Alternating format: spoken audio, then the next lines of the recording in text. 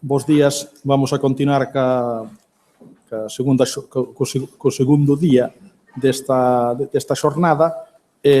Os organizadores pareceunos ben, a parte de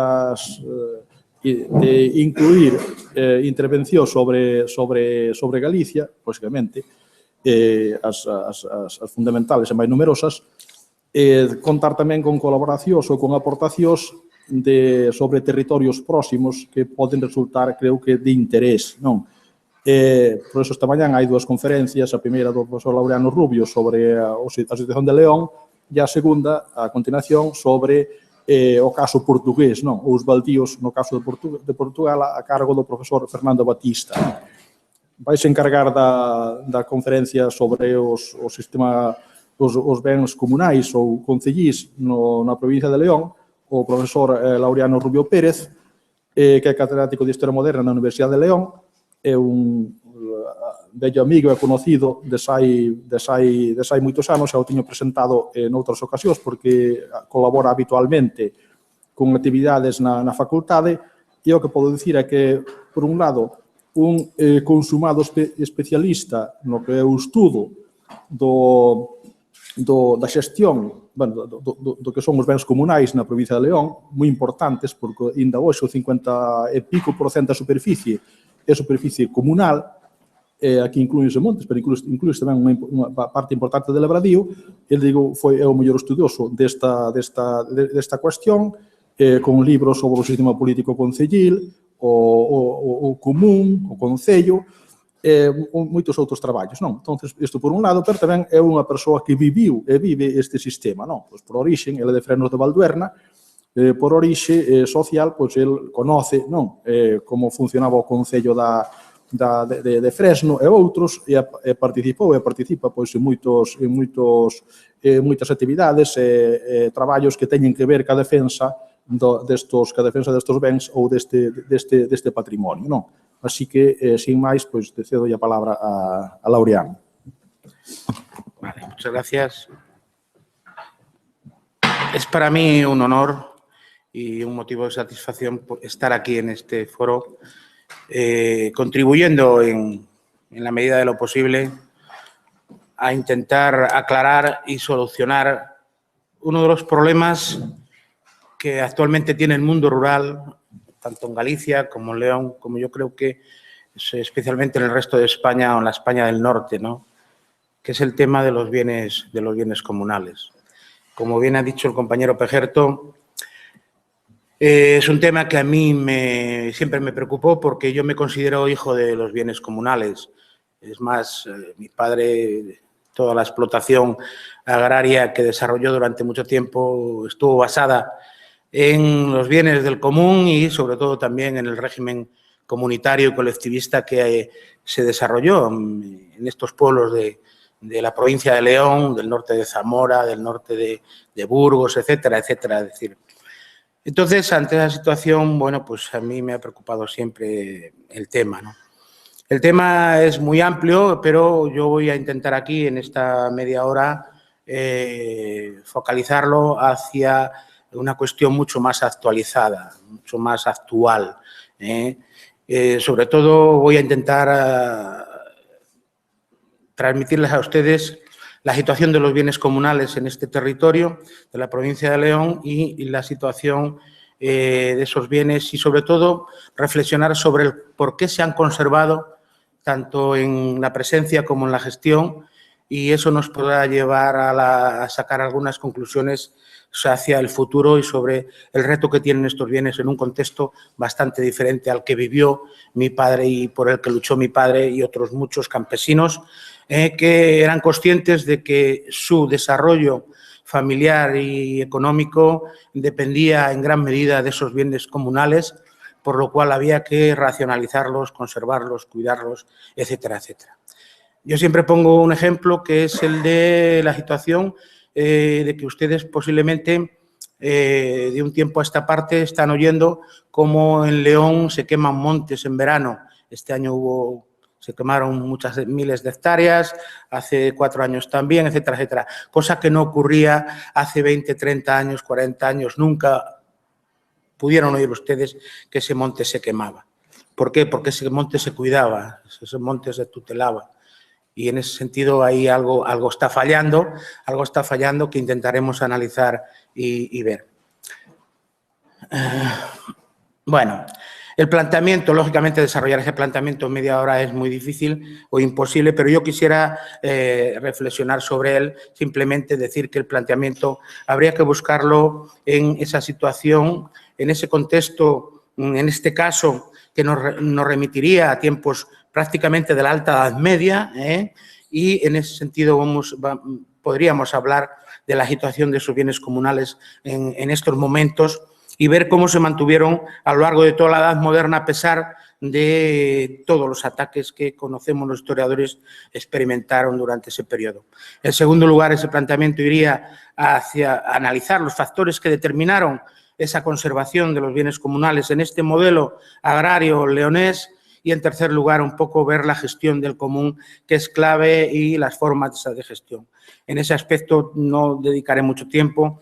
¿Por qué? Pues porque he fotocopiado ahí 15 ejemplares de unas ordenanzas de un pueblo de León de la montaña de Burón, ordenanzas concejiles que, redactadas, escritas en el siglo XVII, se van reformando hasta mediados del siglo XIX, cuando prácticamente en el resto de España ya los pueblos tenían poca capacidad de gestión y de gobierno. Pues ahí no, porque lógicamente León es un caso especial y de ahí que en la actualidad se conserven 1.350 y tantas juntas vecinales o gobiernos locales que, no sé si conocen ustedes, se eligen cada 4 años por el mismo sistema que los ayuntamientos. Se eligen por el mismo. Lo que ocurre es que son gobiernos que cada pueblo elige para su pueblo y que tienen reconocida plena capacidad jurídica independientemente total del ayuntamiento, es decir, que no dependen para el ayuntamiento salvo en 2 competencias, sanidad y urbanismo. ¿Eso qué hace? Eso explica que hoy la provincia de León sea la que más bienes comunales tiene de España y que hoy la provincia de León esté en torno a un 55% del suelo, del espacio territorial, en manos de los concejos, en manos de las juntas vecinales, que son las que gestionan y gobiernan. Ese modelo que a mí me han preguntado mucho desde Galicia, en ese sentido, porque puede ser fundamental, es un modelo que encaja perfectamente en lo que estudiosos del tema comunal han desarrollado. Por ejemplo, Elinor Ostrom, Premio Nobel de Economía hace años, decía que, lógicamente, los bienes del común, cuando están bien administrados y administrados por los propios interesados, se conservan y se gestionan mucho mejor que cuando los administran las grandes administraciones o los entes superiores y los poderes superiores. A pesar de ese famoso refrán que en el siglo XIX los liberales empeñados en eliminar los bienes del común, lógicamente dieron o lanzaron, y que tanto por León se difundía y por otras tierras, que decían los bienes del común son de ningún. Es decir, que los bienes del común, como no son de nadie, lógicamente no se gestionan ni sirven para nada. Luego hay que privatizarlos. Esa era la clave. Y por último intentaremos ver un poco la situación de los bienes en los tiempos actuales. En este caso, simplemente recordarles que la provincia de León tiene un marcado carácter diferencial en tanto en cuanto los bienes comunales son muy amplios. No solo se ciñen al monte o los espacios vírgenes, sino que tienen terrenos, tienen terrenos labradíos, tienen praderías, etcétera, etcétera. Hoy día, en la provincia de León calculamos que se conservan unas 200.000 hectáreas de tierra de labor. Incluso hay muchos pueblos que los vecinos prácticamente toda la tierra o más del 50% de la tierra que trabajan hoy día es comunal, es del concejo, es comunal, no es propia. Ellos tienen el usufructo y generalmente tienen el usufructo gratuito. Ahí está un caballo de batalla que hoy está ahí puesto de si deben ser gratuitos o deben de contribuir como bienes de propios que los tienen pasados a propios, lógicamente, a ser aprovechados individualmente. Pues es un caballo de batalla que hay que resolucionar. Pues bien, es una gran variedad de bienes inmuebles, semovientes, incluso de situaciones mixtas y de otros bienes que jugaron un papel importante que no guardan relación con la tierra, ¿no? La fragua, el horno, etcétera, etcétera, concejil, que aportó un servicio fundamental a esa comunidad. Sin duda, detrás de esta gran variedad de bienes comunales se justifica la gran fortaleza que tiene la comunidad, que tuvo la comunidad hasta los años 60 del siglo XX en todos estos territorios. Estamos hablando de pequeñas comunidades, de una media de 50 a 60 vecinos por comunidad, y estamos hablando de una estrecha dependencia que, como digo yo, se rompió cuando llegó el tractor y cuando llegó la concentración parcelaria. Ahí empezó el declive y la ruptura, en tanto en cuanto el ejemplo es muy significativo. Cuando se le moría una vaca a un vecino, el resto de los vecinos se la pagaba. Ahora, cuando se le estropea el tractor a un vecino, lógicamente va al taller y se lo arregla. Ahí empezó el férreo individualismo en la situación que se encuentran hoy en esta provincia los pueblos, ¿no? Bueno, aquí vemos una tabla en la que se demuestra no solo el alto porcentaje de terreno comunal que se mantiene en el siglo XVIII, que rondaría una media estimada en torno al 49%, 48,5%, y lo más importante, ver que a partir de mediados del siglo XIX en estos territorios los bienes comunales no solo no desaparecen, sino que se incrementan. ¿Qué es lo que se incrementa? Se incrementa fundamentalmente el monte y las praderías, es decir, lo no roturado. Ahí está. El por qué se incrementan, eso lo veremos después cuando analicemos los factores que jugaron ese papel fundamental para justificar que la provincia de León, durante la segunda mitad del siglo XIX especialmente, incrementara ese patrimonio comunal que, ya digo, se centra fundamentalmente en los montes. La tierra labradía, lógicamente, va a variar en porcentajes en función de las comarcas. No es lo mismo las comarcas de montaña, no olviden ustedes que a pesar de que desde fuera, posiblemente no sea el caso de Galicia, se piensa que la provincia de León es una provincia llana, pues no, 2/3 partes son montaña. Vemos cómo las diferencias entre la tierra de campos, donde el terreno labradío es muy importante, comunal, con respecto a la montaña occidental, donde prácticamente el terreno labradío es muy poco. ¿Por qué? Pues porque la situación geográfica pues, lo va a impedir, igual que impedía el desarrollo de una agricultura extensiva. Sin embargo, tierra de campo, la zona de Sagún, zonas de páramos, etcétera, vemos cómo tanto el terreno labradío se destaca y también la viña, porque generalmente los pueblos, los concejos tenían parte de viñedos o en terreno comunal sembraron viñedo y que recolectaban comunitariamente y el vino lo bebían, cuando se elaboraba lo bebían en las reuniones del concejo. En este sentido, decir que en estas zonas, como tierra de campos, los bienes comunales tierra labradía eran muy importantes porque se gestionaban por el concejo y se repartían entre los vecinos o colectivamente. Es lo que se denominan las senaras. Y, de hecho, los padrones de vecinos, cuando dividen los vecinos o cuando hay un reparto, diferencian entre senareros y labradores, de una yunta o de dos yuntas. ¿Quiénes son los senareros? Los senareros son los jornaleros que viven de su jornal, pero que a su vez viven del terreno, de las pequeñas parcelas que el concejo le da y que a su vez sirven para su propio desarrollo familiar. ¿Existen senaras concejiles? Pues sí, es una forma de gestionar cuando todo el conjunto de la comunidad trabaja las tierras comunitariamente y el beneficio, es decir, el producto que sacan, lo destinan o bien para repartir, pero generalmente lo destinaban para pagar los impuestos o para otras necesidades colectivas, ¿no? O para arreglar la iglesia, etcétera, etcétera, ¿no?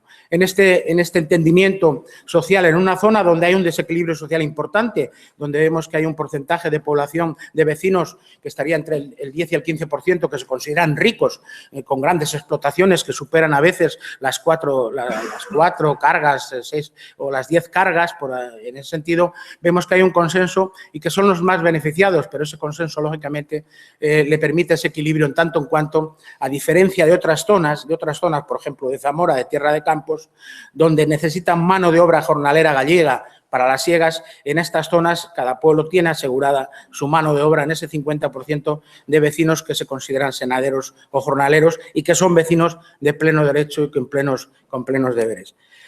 En este sentido, veremos después cuáles son los factores que hacen que en el año 1993 la provincia de León esté en unos porcentajes de terreno comunal que supera el 50%, es decir, que el 50% de su espacio está en manos de las propias comunidades. En este sentido está el término también, ¿no?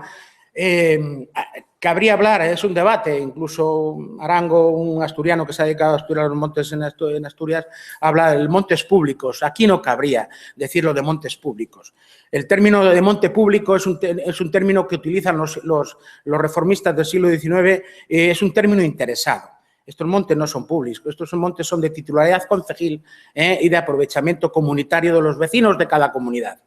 Entonces, no puede cualquier persona, como puede ser cuando un monte pertenece a un ayuntamiento o a una institución de poder o a la Junta de Castilla y León, que todos los habitantes de esa comunidad pueden participar de ese bien. No, en ese sentido son privativos de cada comunidad y eso quedó muy claro ya en el siglo XV, cuando la nobleza señorial jurisdiccional, el conde de Luna, el conde de Lemos y el marqués de Villafranca, intentaron que en los territorios de su jurisdicción todos los bienes, montes, praderías, etcétera, que no fueran privativos, pudieran aprovecharlo todos los vecinos de su jurisdicción.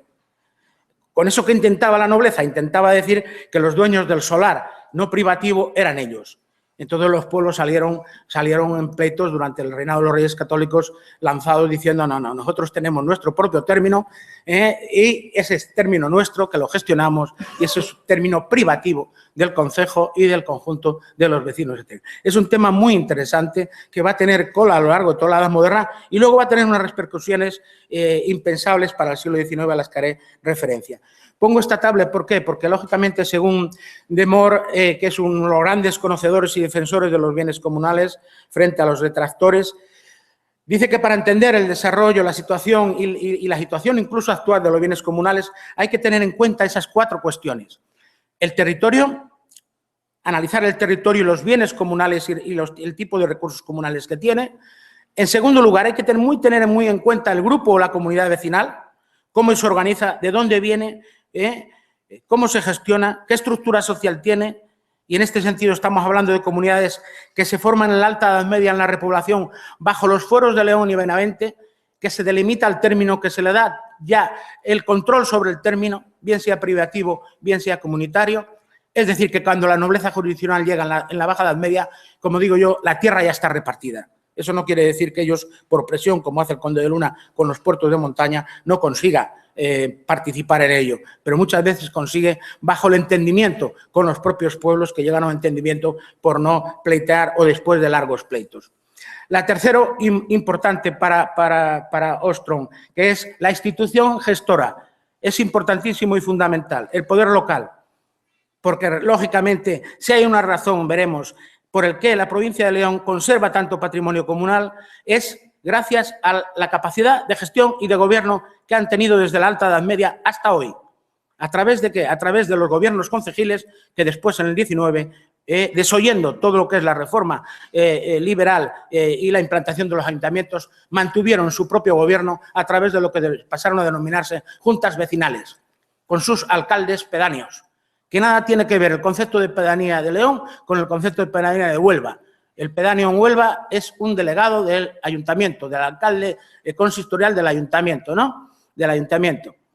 Aquí no. Aquí, como os dije anteriormente, es elegido por el pueblo cada 4 años por el mismo sistema electoral y tiene plena capacidad jurídica para actuar junto a los vocales de su junta vecinal y junto al concejo. Otro tema es las reuniones concejiles que ahora ya es difícil de convocar. Y luego el cuarto factor muy importante sería la gestión y las formas de uso. Es clave y fundamental y para ello hay que tener capacidad ejecutiva y también capacidad legislativa. Y ahí en León somos privilegiados porque, lógicamente, en estos momentos escritas controlamos casi 500 ordenanzas concejiles y muchas no se escribieron y en el siglo XIX se escribieron muchas más. Esa capacidad es fundamental. De la misma forma que es fundamental la capacidad que las juntas vecinales tienen hoy día para castigar, para penar las infracciones contra los bienes comunales. Siempre las tuvieron. Es lo que se denominó hasta el siglo XIX la justicia pedánea. Y de ahí que el término alcalde sea alcalde pedáneo, ¿vale? Eso es fundamental y muy importante a tener en cuenta. Bueno, en cuanto a los factores determinantes de la conservación de los bienes comunales, podemos hablar de la Edad Moderna. Vamos a pasarlo y vamos a centrarnos ya en el siglo XVII. Durante la Edad Moderna, lógicamente, las distintas desamortizaciones llevadas a cabo prácticamente no tuvieron repercusión. Casi ninguna, por decir ninguna, porque hay factores políticos relacionados con lo que hemos hablado, con la repoblación, el sistema de poblamiento, la fortaleza de la comunidad, el ordenamiento concejil, la capacidad de gestión, y hay factores de orden social y económico muy importantes que mantienen esa unidad en cada comunidad y que aquí difícilmente nos van a permitir hablar, como en Castilla, en algunas zonas de Castilla, de que las oligarquías locales están enfrentadas. No, aquí es muy difícil hablar de oligarquías locales en una población o en una villa tan importante como Mayorga o como Grajal de Campos, donde las diferencias sociales son muy importantes y donde se conservan un patrimonio comunal muy importante. ¿Por qué? Por el propio interés de toda la comunidad. Porque los más beneficiados no solo son los campesinos, senareros, braceros, que son el 50% de la población. Los más beneficiados, lógicamente, van a ser los ricos, es decir, el término rico no aparece nunca en la documentación, aparece como cuantioso o de medianos posibles. Dice, son los grandes beneficiados. El entendimiento es total, incluso a la hora de pleitear y de enfrentarse al propio conde de Garajal cuando intenta cambiar las relaciones establecidas, sus pactos establecidos con referencia al uso de los bienes comunales y al uso y al pago de los foros, claro, porque esto tuvo en Tierra de Campos sobre todo un coste muy elevado a lo largo de la historia, pero que en el siglo XIX tiene factores favorables, paradójicamente, ¿no? Se pensó, incluso nuestros compañeros de Historia Moderna hace años hablaron de la aniquilación de los bienes comunales en una zona tan emblemática como Tierra de Campos. Eso es mentira, es decir, es que es mentira, no es así. Estos pueblos tienen un potencial de bienes comunales muy importante, especialmente de tierra labradía. ¿Por qué? Porque se roturaron en el siglo XVI. Aquí no hay montes, hay muy pocos. Es tierra labradía fundamentalmente y praderías lo que tienen en esa situación. El siglo XIX es la clave, es el punto de inflexión fundamental para entender esta situación, esta tabla que vimos anteriormente. Las reformas liberales, lógicamente, tienen un objetivo, decíamos, suprimir los bienes del común, sobre todo aquellos bienes que fueran factibles de roturaciones. Intentaban también, pues un poco frenar las pretensiones de los ricos, de las oligarquías locales, de adueñarse, de apropiarlos, etcétera, pero el objetivo yo creo que era otro.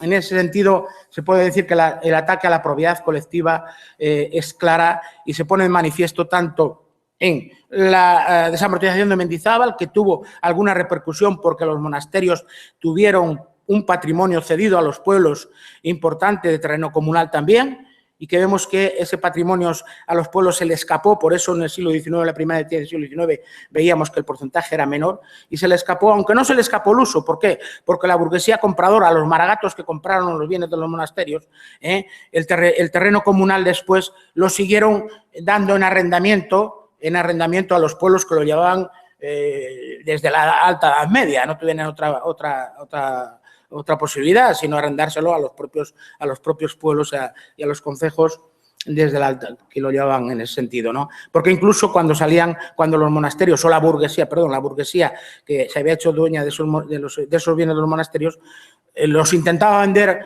los pueblos se llamaron al retracto. Sabéis que es el derecho que tienen los arrendatarios a quedarse con el bien pagando el mismo precio que pague otra persona cualquiera. Tenemos muchos casos. El más significativo, que además hay una foto del concejo que siempre utilizamos, es el de un pueblo que se llama Sandoval, que hay un monasterio y que una familia de León, los Balbuenas, se quedó con todo el término y tal, y el pueblo reaccionó solicitando el derecho al retracto, y después de varios años de pleitos, en la dictadura de Primo de Rivera, la justicia le dio la razón al pueblo y se quedaron con las tierras, ¿no? En una lucha tremenda colectiva, ¿no? A partir de aquí tenemos, lógicamente, 4 cuestiones a analizar y vamos a hacerlo rápidamente. La primera, las reformas político-administrativas, fundamental. La creación de los nuevos ayuntamientos constitucionales y los intentos de eliminar algo que estaba ahí y que era muy difícil apropiarse o enajenar los bienes comunales si no se quitaban, que eran las instituciones concejiles o las viejas instituciones de poder local. En este sentido, estas instituciones hasta ese momento estaban fortalecidas a través de las famosas Juntas Generales de Tierra, que funcionaron muy bien y funcionaban dentro de todos los pueblos que pertenecían a una misma jurisdicción o a un concejo mayor o a una hermandad. Todos los pueblos que pertenecían a la jurisdicción del Marqués de Villafranca funcionaban comunitariamente a través de su Junta General de Tierra. Cuando había un problema contra el señor, cuando había un problema de defensa de territorio de cada uno de los pueblos, tenían su propia junta elegida por los distintos concejos de cada pueblo y con un procurador general. Jugaron un papel muy importante. Estas juntas generales, lógicamente, en la reforma política desaparecieron. En este sentido, las comunidades leonesas, hay varios tratados y escritos de hombres del derecho.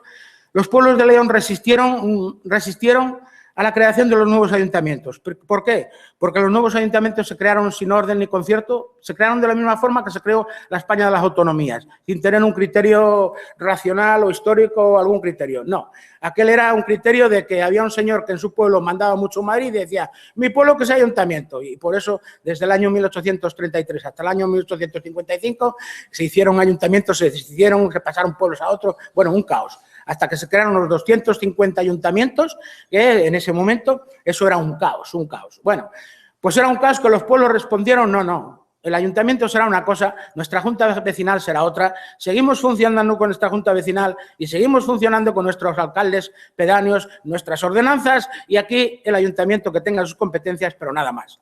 Bueno, pues durante todo el siglo XIX, durante parte del XX y durante la dictadura del general Franco, las juntas vecinales de León y del norte en este momento León tiene 1.300 y pico, pero son 3.000 y pico en España, norte de España, estuvieron en un vacío jurídico, pero estuvieron permitidas y toleradas. Lo único que hizo Franco fue que puso al gobernador civil a la cabeza de que cuando había un problema en una junta vecinal o cuando unos vecinos en consejos se daban de palos, el alcalde los remitía al gobernador civil y el gobernador civil los ponía en orden. Eso lo vi yo, además con mi abuelo, que tuvo un problema y el gobernador civil de León le puso una buena multa porque permitió un tumulto en un concejo, ¿no? En este sentido, es impresionante ver ese vacío, pero ese funcionamiento que se le permitió y cómo puentearon, lógicamente, en este tema a los ayuntamientos. ¿Eso tuvo repercusiones? Efectivamente, tuvo repercusiones en los bienes del común. ¿Por qué? Pues porque, como veremos después, con las desamortizaciones, la capacidad de gestión es muy importante.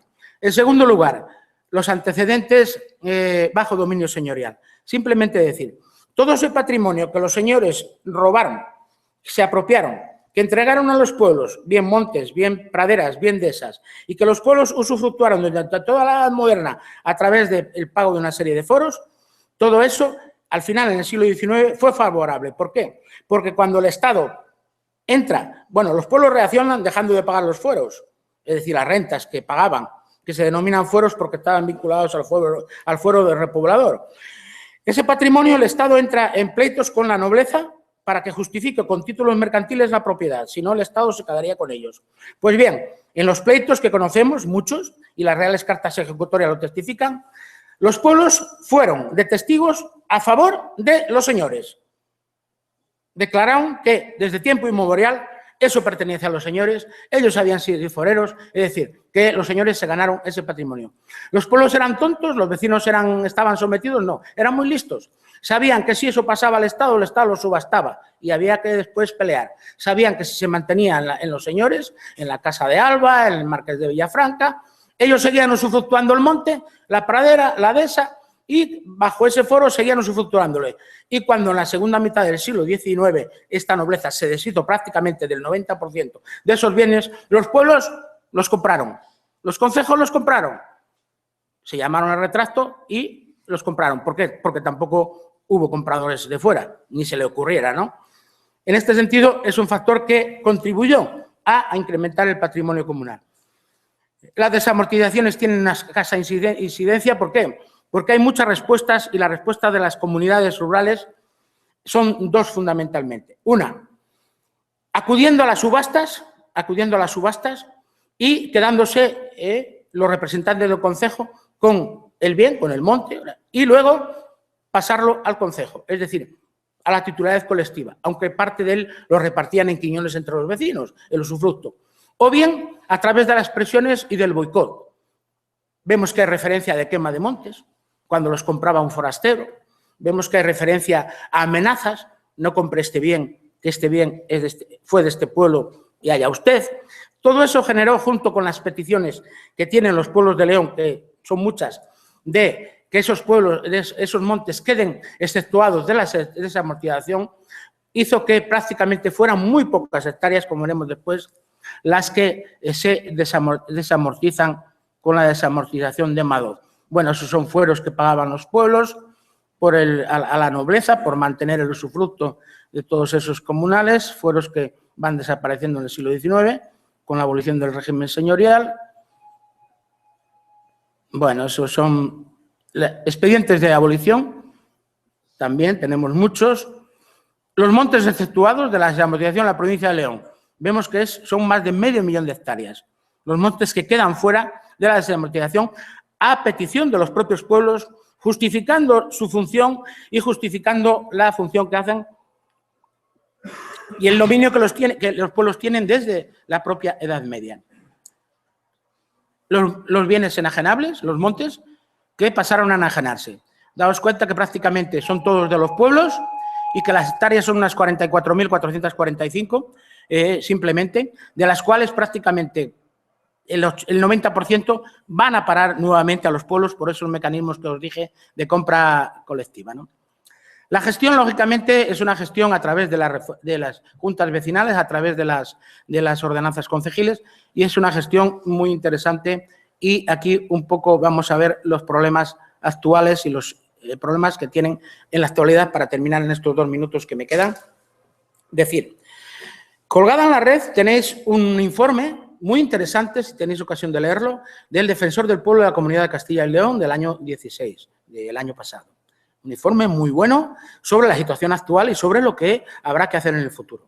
La situación actual de los bienes comunales están ahí, pero es bastante compleja. ¿Por qué? Porque ha cambiado todo.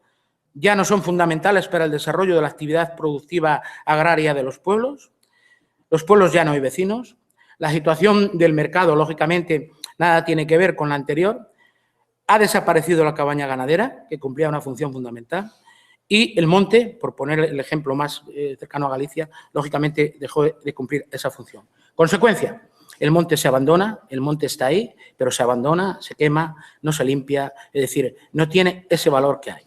Objetivos, lógicamente se trata en primer lugar, como dice el defensor del común, en primer lugar de hacer algo fundamental que muchos pueblos de León han hecho. Primero, hay que inventariar los bienes comunales. Hay que registrarlos en el registro de la propiedad. Y, en segundo lugar, hay que, lógicamente, fijar, bien sea por parte de las propias comunidades, a las que no se le puede quitar el control del monte y a las que no se le puede castigar o suplantar por administraciones alejadas a él, llámese diputaciones, llámese junta, etcétera, etcétera, sobre esos bienes comunales. Eso no quiere decir que en estos momentos y ante la situación que se está produciendo, tenga que haber un organismo superior, y ahí yo siempre he dicho que las diputaciones provinciales pueden jugar un papel importante porque si no, no sirven para nada. La de León, por ejemplo, no sirve para nada, que sería a través del SAN, de Servicio de Asistencia a los Municipios, controlar y regular y controlar sobre todo la gestión del patrimonio comunal de las juntas vecinales. Hacerle pasar no solo las cuentas cada año, sino también la gestión. Porque da la casualidad que yo conozco un pueblo en la Cabrera de León que no tiene vecinos, que tiene junta vecinal, que viven en Madrid y que solo se preocupan de mantener la junta vecinal. ¿Por qué? Porque alquilan arriendan las hierbas y arriendan el coto. Y el dinero se lo embolsan los miembros de esa junta vecinal. La iglesia se cae, el pueblo está abandonado, etc. Eso no puede permitirse. Eso, lógicamente, exige un control y un cambio en la gestión. Y sobre todo, exige que se cuiden.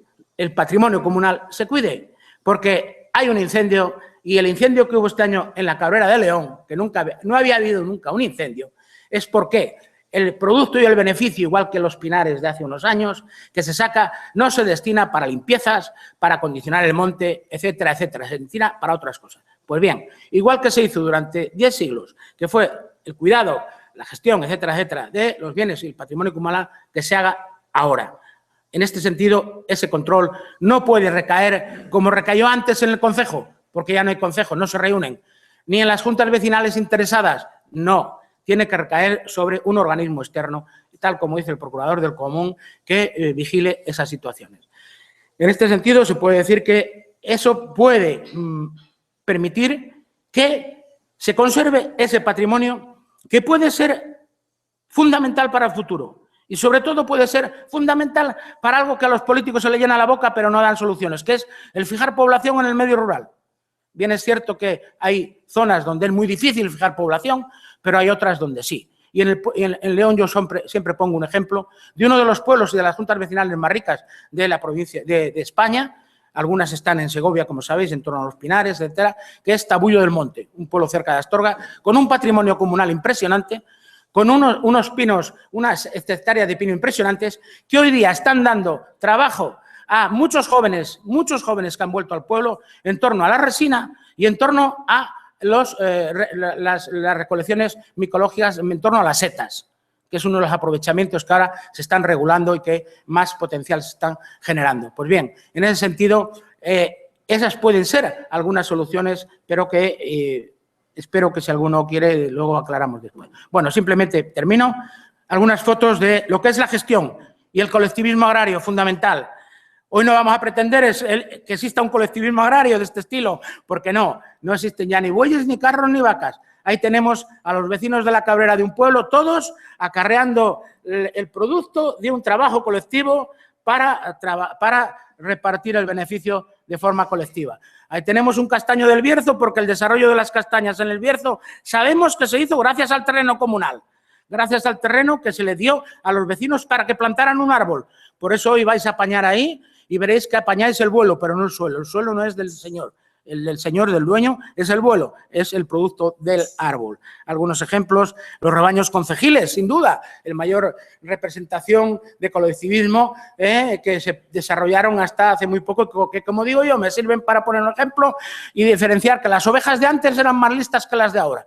Porque las ovejas de mi abuelo y mi padre salían de casa, iban al rebaño concejil y eran tan listas que conocían la casa del vecino. Venían otra vez para la casa del vecino. No se metían en otra casa. Las de ahora no sé si lo harían. Bueno, hay una hacendera famosa donde todos los vecinos participan, lógicamente, de la actividad de la gestión, especialmente de la gestión del común, de la limpieza de los regueros, de los ríos, del agua, etcétera, etcétera. Y ahí termino con el famoso sentencia en la Segunda República, donde la justicia le da la razón al Concejo Mayor de Villamor de Riero en la Montaña, por la que los vecinos que están ahí reunidos se le está notificando, ya dejan de pagar el último foro medieval o fuero que tenían que pagar al conde de Luna y que, en cierto modo, se cerraba una etapa importante, pero que tuvo un factor positivo a la hora de conservar, a pesar del coste de pagar esos foros, de conservar los bienes comunales. Muchas gracias.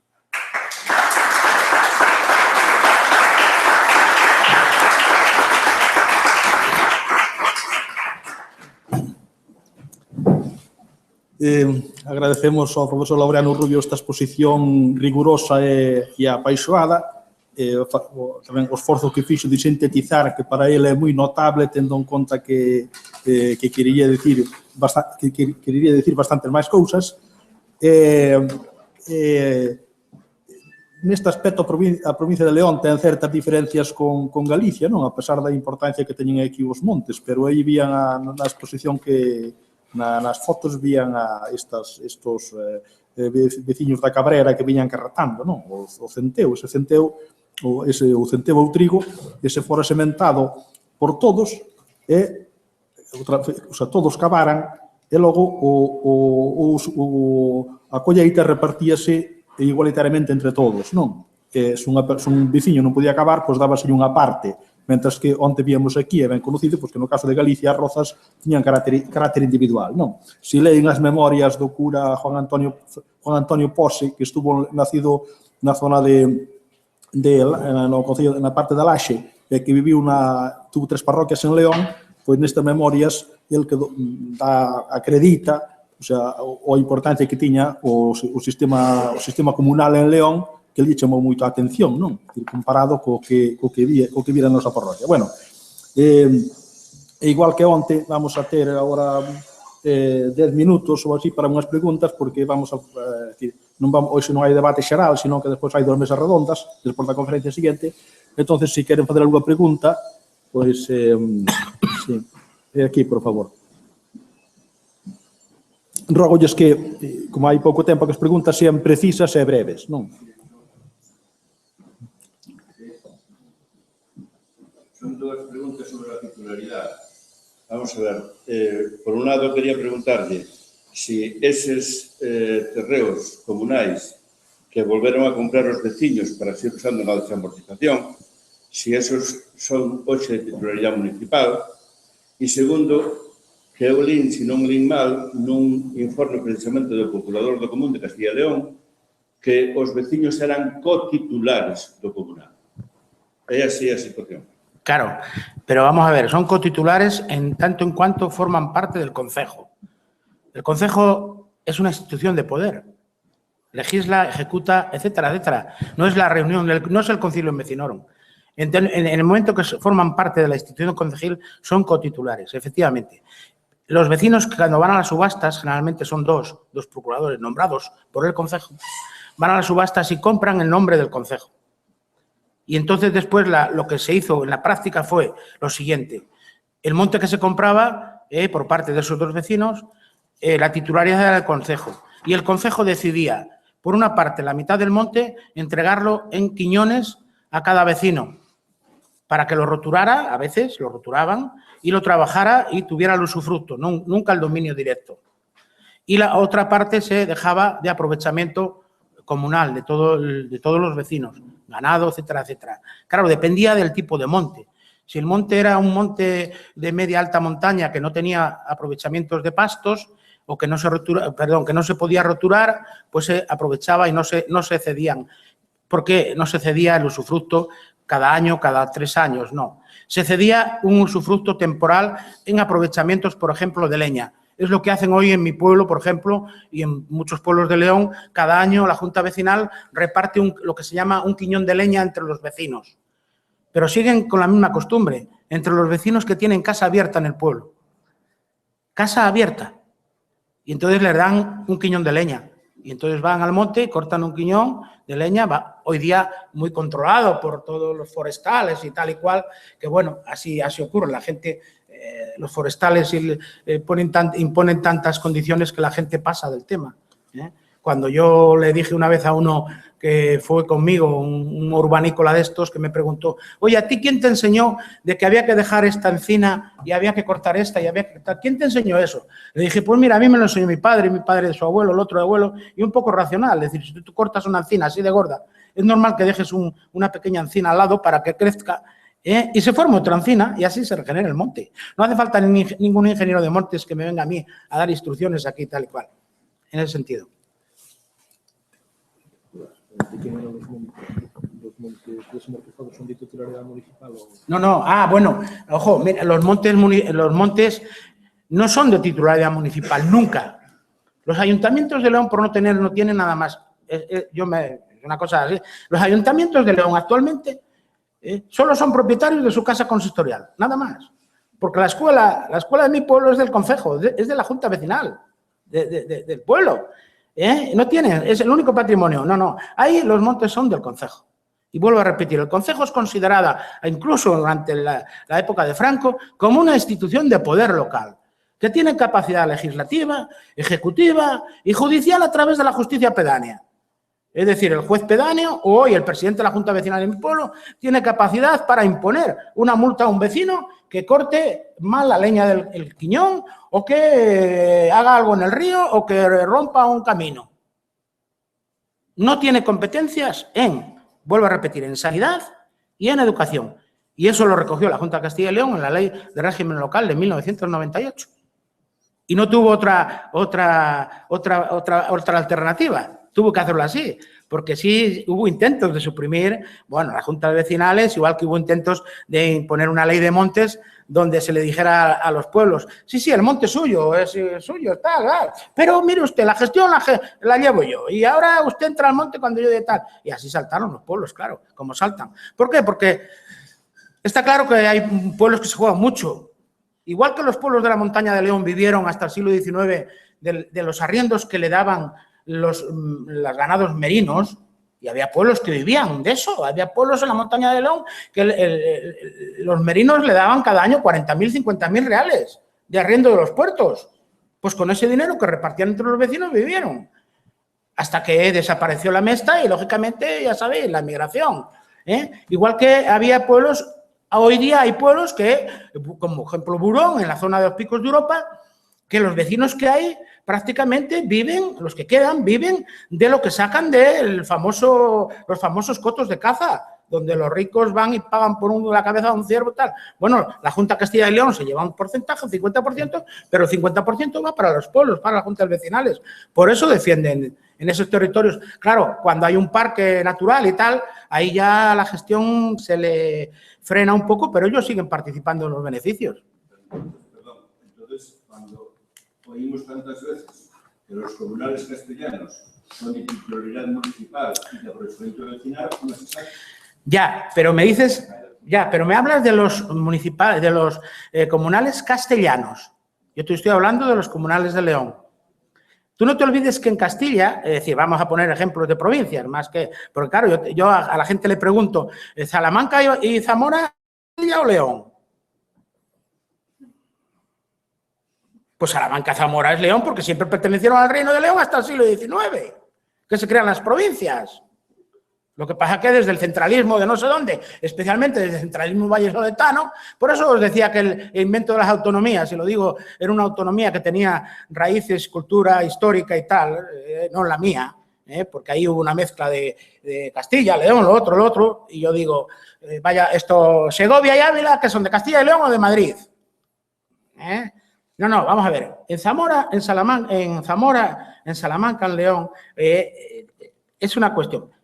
Tierra, es decir, lo que es Castilla, Castilla, la Vieja, Castilla, la Nueva, ahí cuando se crean los ayuntamientos, si te das cuenta, por la entidad de las poblaciones, casi todas son villas, se crea un ayuntamiento en cada villa. En León no encontrarás casos muy concretos de ayuntamientos en cada pueblo. Generalmente los ayuntamientos están formados por 8, 10, 32 pueblos en la montaña, hay el ayuntamiento de Riello, etcétera, etcétera, ¿no?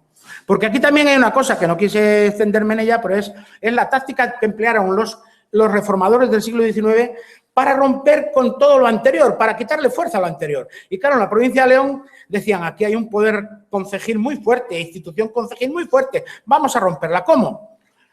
Pues haciendo todo lo contrario que en Asturias. ¿Por qué? Pues que en Asturias, cada concejo histórico se creó un ayuntamiento. Concejo de Lena, concejo de tal, un ayuntamiento hoy día. En León no se ha respetado ni concejos mayores, ni hermandades, ni jurisdicciones. Se rompieron para quitar las juntas de tierra, se rompieron, se eliminaron. Entonces, claro, aquí sí, en la provincia de Valladolid, en Olmedo, Villalón de Campos, tal y cual, ahí sí me hablas tú de propiedad municipal. Municipal de ayuntamientos. Aquí en León no hay ningún ayuntamiento que tenga. Hasta tal punto, fíjate tú, que se da la gran paradoja, que es increíble. La ley de régimen local del 98 de la Junta de Castilla y León dice, no podrá haber junta vecinal en los pueblos que son cabezas de ayuntamiento, ¿vale? Bien, pues ese artículo se lo han pasado por aquí porque todos los pueblos, cabezas de ayuntamiento, casi todos, tienen su junta vecinal. Ejemplo, Bembibre, 10.000 habitantes, junta vecinal y ayuntamiento. ¿Quién es el propietario de la dehesa de Bembibre? Del pabellón de deportes de Bembibre. Allí lo pone bien claro, junta vecinal de Bembibre. No sé si es capaz. Rioseco de Tapia. Un pueblo que tiene una propiedad de Pinares cerca de León impresionante, un patrimonio impresionante en la ribera del Órbigo. Ese pueblo, la alcaldesa, le dije yo, ¿cuándo se cumple esa ley? Dice, me queman la farmacia, ella era farmacéutica. Si yo hago que este patrimonio pase al ayuntamiento, los vecinos me queman la farmacia. Esas son las diferencias. Sí, breve. Breve e concisa. En la provincia de Ourense tamén existía un sistema un pouco similar, ¿no? De juntas de vecinos e demás. Tamén había pedanos por parroquias, pero además había por aldeas que se llamaban os vigairos. Que el sistema de vigairos, pues, no sé cómo se elegían los pedáneos en León, pero allí era una obligación que tenía el vecino con la vecindad, valga la redundancia, ¿no? Y entonces cada cabeza de familia, por 6 meses o un año, tenía que desempeñar ese cargo. ¿En León existía algo similar o todos eran libremente elegidos por la comunidad? En León hay muchos pueblos que eso lo vemos en las ordenanzas. Todas las ordenanzas regulan los oficios concejiles, no los cargos, oficios gratuitos. Por eso cuando yo digo que la institución que no nos cuesta nada a los españoles son las juntas vecinales de León, de Zamora, de Segovia y de Burgos. No nos cuestan nada. Son oficios concejiles. Efectivamente, las ordenanzas generalmente regulan y lo normal es que el concejo eligiera cada año a la propia, o bien al alcalde o bien a los regidores de concejo.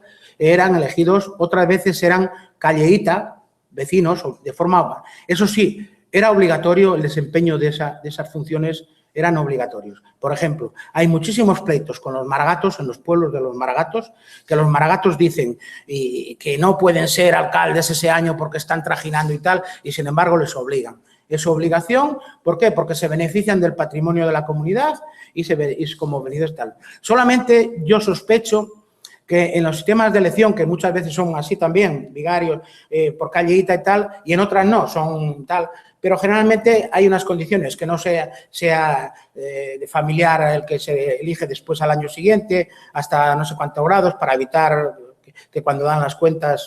Bueno, hay una condición que sí, efectivamente, alcalde pedáneo tiene una potestad jurídica de imponer multas de tal y tal, tiene una gestión más importante. Entonces, yo pienso que para ser alcalde pedáneo tienes que tener una mínima condición de vecino en cuanto a patrimonio. ¿Por qué? Porque respondes con tu patrimonio.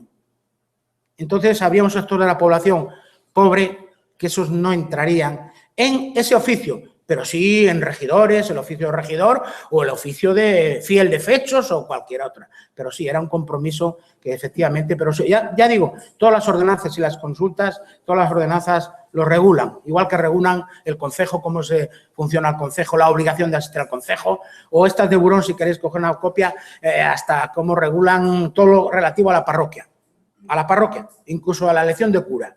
El cura lo elige el concejo. Yo fui de perito hace 5 años en un pleito entre la Villa de Laguna de Negrillos y el Obispado de León por la titularidad de una iglesia, y efectivamente la Villa de Laguna elegía al cura párroco, no solo en la edad moderna, sino que a mediados del siglo XIX seguía eligiendo al cura párroco, mediante garbanzos. Ponía a los candidatos en chismas en ollas de barro con el nombre, y los vecinos introducían el garbanzo en la olla del cura que querían que fuera cura. Dentro de los párrocos, de los curas que había en la parroquia, que eran varios, uno tenía que desempeñar la función de cura, la elegía, ¿no?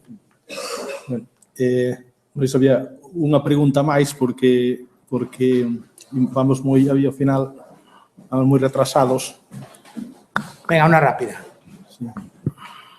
Sí, bueno. Sí, mira, la pregunta era, ¿estos concejos tienen capacidad de gestión en general? Bueno, vienen vinculados por la agricultura, básicamente, ¿no? Pero estás diciendo que tienen otra serie de bienes. ¿Qué tipo de gestión sobre otros bienes, como por ejemplo ese pabellón de deportes? ¿Qué capacidad tienen ahí? Plena. Toda. Es decir, no solo esas. Es decir, a través de las ordenanzas vemos que no solo gestionan la cuestión pública, también gestionan la cuestión privada.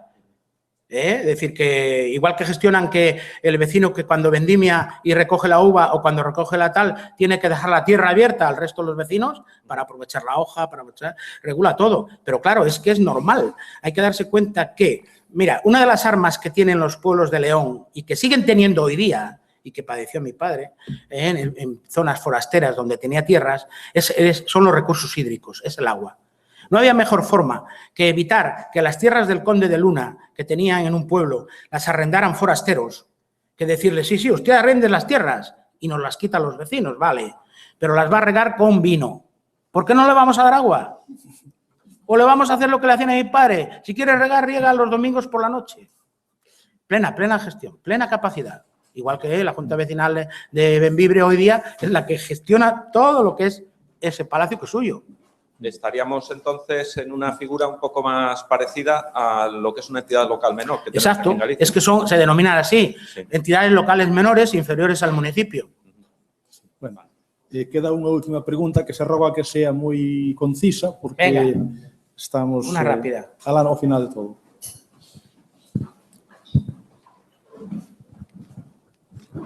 Sí, más que más que una pregunta, es una pequeña aclaración terminológica, y es que a veces desde ciencias distintas empleamos el mismo término, pero no exactamente con el mismo significado. Entonces, en relación con una pregunta anterior, pero ¿quién es el titular de estos bienes? Pues yo entiendo que son bienes de titularidad pública, de titularidad municipal, aunque la gestión y el aprovechamiento sea privado. Fíjese que usted mismo ha dicho, estos concejos no tuvieron reconocimiento legal desde mediados del siglo XIX hasta esta ley de régimen local. Si no existen jurídicamente, no pueden ser titulares de nada. Sí, sí. Y ahora mismo están regulados en una ley de régimen local y son entidades públicas locales, con lo cual entiendo que, ya digo, es una titularidad pública. Fíjese que en Galicia los montes vecinales en mano común son de titularidad vecinal sin nada que ver con entidades públicas de cualquier tipo y están regulados en una ley de derecho civil, no administrativo. Entonces, bueno, pues esa pequeña precisión terminológica. Sí, no, bueno, Gracias. vamos a ver. Los pueblos de León han podido inscribir en el registro de la propiedad esos bienes a partir de esta ley. Antes no podían porque no existía ley. Estaban en un vacío jurídico legal, pero en la práctica estaban y lo controlaban. Y no había institución que impusiera nada, ni Franco. Y eso hay una tesis doctoral, no sé si publicada en León. En segundo lugar, ese concepto, vamos a ver. Los bienes bajo dominio de un ayuntamiento no son públicos. ¿Por qué? Pues porque los bienes, el pabellón de deportes de Bembibre, que es de titularidad de la Junta Vecinal, no es pública. ¿Por qué? Porque no pueden, no tienen ninguna capacidad los vecinos del municipio, sino que solamente los vecinos de Bembibre, solo los de Bembibre. Lo que quiere decir que están vinculados a una institución de poder local y a los que forman esa institución, que hasta el siglo XX era el concejo, la institución concejil. Y cuando participabas en concejo, tú tenías esa capacidad de dominio. Bueno, imos deixar aquí o debate, poderíamos seguir, non? Pero hai que, xa vamos un pouco tarde, e entonces vai agora a intervir o profesor Fernando Batista. Gracias a Laureano.